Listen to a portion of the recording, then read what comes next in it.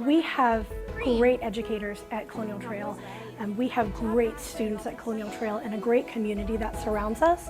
And even then, we noticed that our teachers were struggling with their ability to feel like they're really making an impact and getting as deep in the instruction as they would like to get.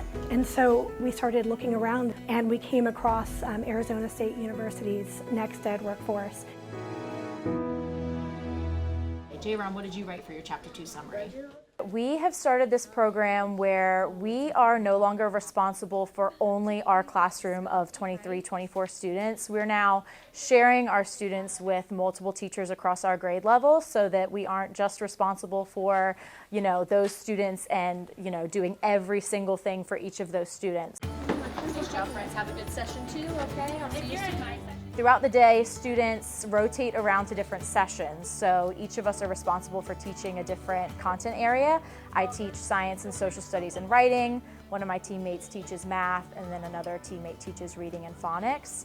And so the students move throughout our classrooms each day. They have about 3 sessions. I specialize in math, so I teach math 3 times a day. But when I teach it, it's a mix of 3 different homerooms. So the kids are kind of grouped strategically, so the ones that maybe need to be pushed are kind of grouped in a similar session, so I have more time to enrich that. And then kids who might need a little bit more support are typically grouped together so that when I'm teaching a lesson, I can kind of cater that same math lesson that I'm teaching, but to meet their needs in a better way. Have a seat on the rug. Now I have 69 students instead of just my 23.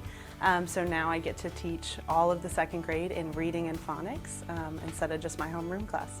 It's not scary to have to deal with that many students because we are only working with them for a certain portion of the day. So I'm teaching science and social studies. I get to focus on that one subject area and make sure that all of the students that I'm responsible for are really strong in that content area. But then I don't have to worry about, are they also, learning the standards they need to know for math?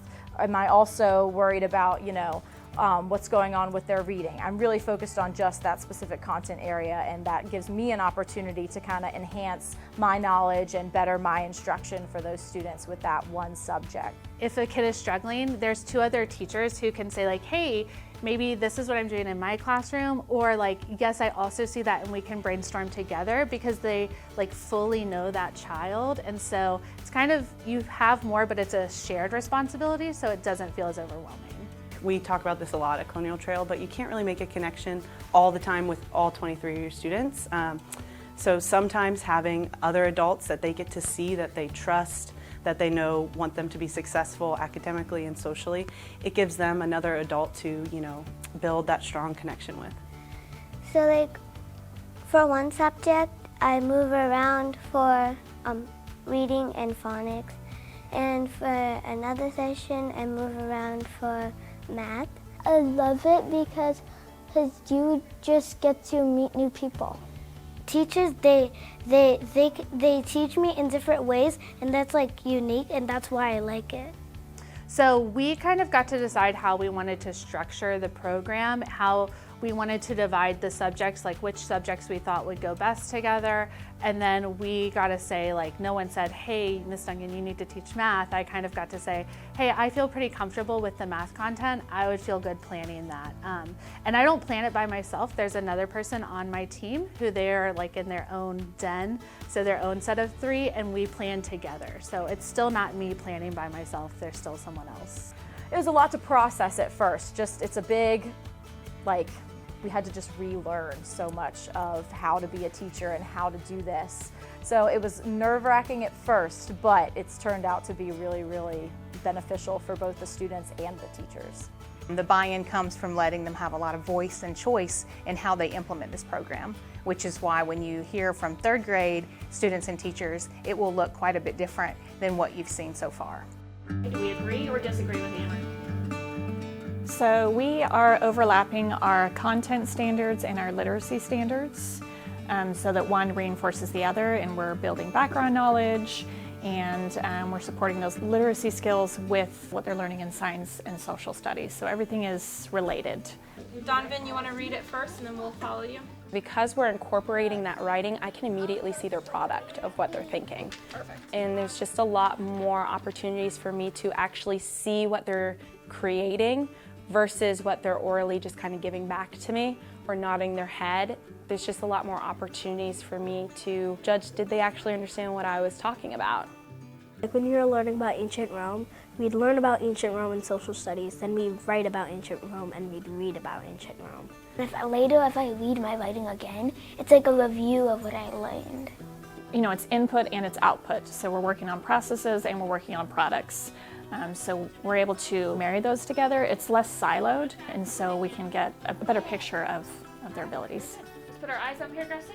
Writing came a lot quicker to them. It was easy to give feedback because it naturally was a longer period of writing and more opportunities throughout. We have a dedicated writing block, but then because we're doing a lot of written responses, there's just a lot more one-on-one feedback we can provide to the students.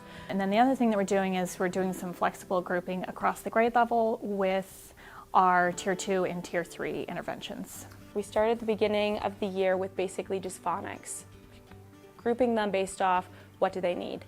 And we saw a massive boom because we were able to split apart the kids who needed, like from the very basics, versus we have a lot of really high kids who they didn't need to go back to phonics. It was a lot easier for me teaching because we were able to do it really quickly, really efficiently, and then move on to Tier 1 instruction. So maybe use that 25th. We know that if we're going to keep teachers meaningfully in the profession, we got to give them time to do what we're asking them to do. And so what you do is you rearrange the master schedule in a way that puts large planning blocks together for teams, and then you utilize county resources to provide support for students so that planning periods can be sheltered. They need to be without their kids so they can focus on what they need to do. Through my research, I have really found that teachers at Colonial Trail are saying that the time that they are getting is valuable, and it's impacting in a positive way not only their ability to instruct, but their ability to give feedback to students, their own personal lives, that they aren't taking things home as much over the weekend. We're not quite there where work stops at 4 o'clock, but there's a goal and there's a real light at the end of the tunnel for that. And so, you know, what we can do with this is continue along that path of how do we provide our teachers that time that they need so that they can create these really deep and meaningful instructional experiences. It is not a one-size-fits-all even on the grade, but there's two principles that are going to be every grade. One is going to be extended planning for all the grades, and the other one is going to be the focus on deeper learning experiences that meet every single kid's needs. We don't have to do other den meeting stuff, but just like as a whole group. So that Well, it's important for us to have a say and really fully understand what we want it to look like. It was important for all 6 second grade teachers to be on the same page for what we wanted this to look like and how we wanted our days to flow. Really the planning and like the getting ready for the day piece is just so much less stressful. Not that there's like less expectation on you, but it just feels like you can kind of do your piece like to the best of your ability. And we already know now. It's actually been really awesome to get to learn and get to know more of the students on our grade level, and gives them an opportunity to have relationships with more adults in the building as well. It really makes the day go by easier and flow much better from a teacher perspective. I think it's been kind of a load off of our shoulders to not have to know that we're responsible for every single subject. I wouldn't say it's like perfect, but there's definitely less responsibilities that I feel like are always on my to-do list. Nothing's been easy about this, and we've learned a lot of things, but every one of our teachers involved with this said that they would never go back to the way things used to be.